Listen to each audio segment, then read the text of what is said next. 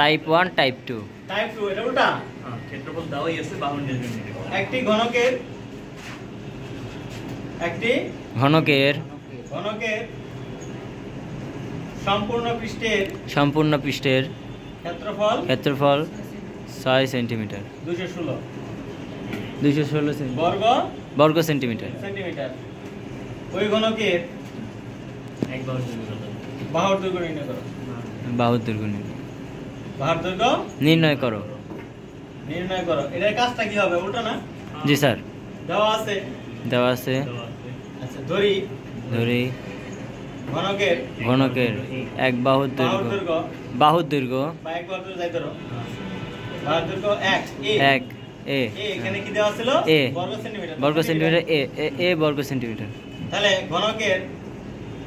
দেওয়া আছে ঘনকের ক্ষেত্রফল দেওয়া আছে ঘনকের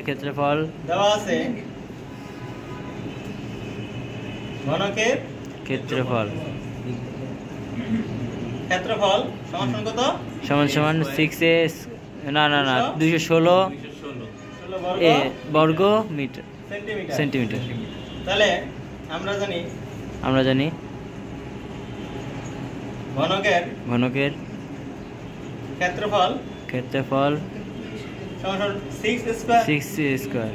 তাহলে ঘনকের ক্ষেত্রফল কত হয়েছে? 216 6a স্কয়ার। তাহলে 216 রে 6 দিয়ে ভাগ করো, তাহলে কত হয়? 36। তাহলে স্কয়ার কাটতে হলে কি করতে হবে? রুট করতে হবে। তাহলে সুতরাং এর সমান 6 সেন্টিমিটার। মিলছে 11টার মতো? জি স্যার। তাহলে কি একটা দিয়ে বড় হয়েছে? দুইটা। এখন যদি এরকম হয়